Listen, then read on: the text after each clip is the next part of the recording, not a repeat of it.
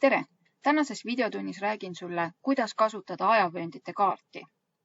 Ja kuigi minul siin video tegemise ajal on hetkel Eestis pärastlõunane aeg, siis maailmas on piirkondi, kus inimesed sätivad juba ennast magama ning on alasid ja riike, kus inimesed alles ringutavad, ärkavad ning alustavad tänase päevaga. Nüüd, kuidas ma saan teada, mis on kell parasjagu näiteks Hiinas või kaugel USAs või Brasiilias? Selleks tuleb sulle appi oskus kasutada ajavööndite kaarti.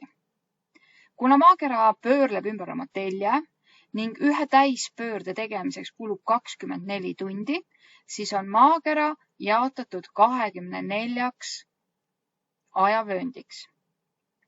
Iga vööndi ulatus on kuskil 15 kraadi. Ehk see on pöörde ulatus, mille maakera teeb siis ühe tunniga. Siin kaardi peal on ilusti näha kõik ajavööndid. Mina kasutan siis tutvustamiseks ühte virtuaalset kaarti, sinul võib-olla on ees näiteks õpiku või atlase kaart. Igal juhul ajavööndite kaardil on alati tuvastatavad ajavööndid. Ajavööndite juures on siia pandud märge. -1, -2, -3 või +1, +2 või +3 või siin kuni +12 ja teiselt poolt siis kuni -11.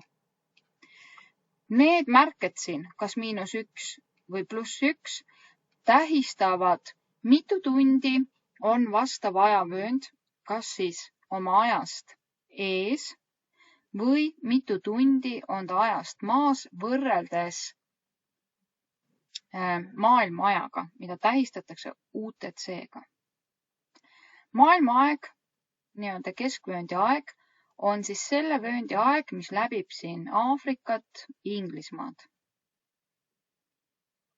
Ja kui ma saan teada, palju kell on, siis näiteks kui sina oled parasjagu Inglismaal ja meil on keskpäev siin Inglismaal ja sa tahad teada, palju on sinu sõbral siin Madagaskaril kellaaeg, siis sa saadki vaadata. Kui meil on kell 12, siis liikudes ida poole on siin kell rohkem. Siin on kell 1, siin on kell 2 ja siin on kell 3. Ehk 3 tundi rohkem, kui on siis selles Inglismaal ehk nii-öelda maailma ajavööndis. Kui meid huvitab, palju on kell liikudes lääne poole, siis lääne poole on kell meist vähem. Ja kui sina oled kell 12 Inglismaal ja tahad teada, palju on sinu sõbral kellaaeg lääne pool, siis pead sa kella vähendama. Siin on kell siis 11, 10, 9, 8 ja niimoodi liigud soovitud piirkonda. Nüüd, mis siis saab, kui ma ei vaata seda Inglismaa aega, vaid ma olen Eestis? Vaatame, kus siin Eesti on. Eesti leitud. Saame teada, et Eesti on +2.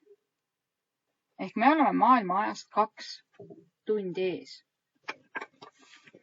Aga palju on siis minu sõpradel aeg näiteks Madagaskaril? Otsime üles Madagaskari. Ja nüüd ma hakkan võrdlema, mitu vööndit ida pool või lääne pool on minu sõprade asukoht Eestist. Ehk kui meie oleme Eestis ja meil on parasjagu näiteks kell 12, siis üks vöönd ida pool on kell 1. Kui meie oleme Eestis ja meil on kell 12, siis üks vöönd lääne poole on kell 1 tund vähem. Ehk 11.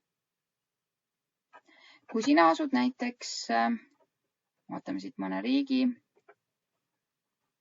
võtame nii, keset USA'd, siin -6. Kui sina oled siin keset USA'd ja sinu sõber, meil on näiteks oletame kell 1 päeval, ja sinu sõber asub siis siin USA idarannikul, ütleme siin, siis vaatad sa palju, mitu vööndit ta sinust ida pool on ja arvutad oma kellaajale juurde. Kui siin on kell 1, siis siin järgmises vööndis on 2 ja siin järgmises vööndis on kell 3. Vaatame mõne näite, kus me võiksime siis asuda. No, oleme siin Lõuna-Ameerikas, Lõuna-Ameerika idarannikul. Kui sina oled Lõuna-Ameerika idarannikul ja sinu sõber on siin läänerannikul ja sa tahad teada, palju temal on kellaaeg, siis pead sa oma kellaajast maha võtma hakkama aega. Kui meil on kell 4 õhtul, siin kõrval lääne pool on kell 3 õhtul ja nendel on kell 2. No, päeval siis. Nüüd liigume natuke siia serva ja siia on tehtud selline tumedam sakk. Et mida see tähendab? Ja kui maakera pöörleb, siis on alati küsimus, millisest kohast alates me arvestame kuupäeva vahetumist. Ja selleks on valitud siis täpselt 0 meridiaani vastas olev meridiaan. See on valitud sellepärast, et siin piirkonnas on väga vähe riike ja see teeb inimeste elu mugavamaks. Ja siin see tume joon tähistab kuupäevaraja. Kuupäevarada tähistab siis seda piirkonda, kus kuupäev vahetub. Näiteks vaatame, siin oled ühel väiksel saarel. Saare nimi on USA-le kuuluv saar. Ja kui siin on kolmapäev kell 5, siis kui ma lähen siia poole, siis siin on juba neljapäev. Nii et kuupäevaraja on siis kuupäeva vahetumise koht. Soovin sulle jõudu erinevate ülesannete lahendamisel ja kohtume jälle.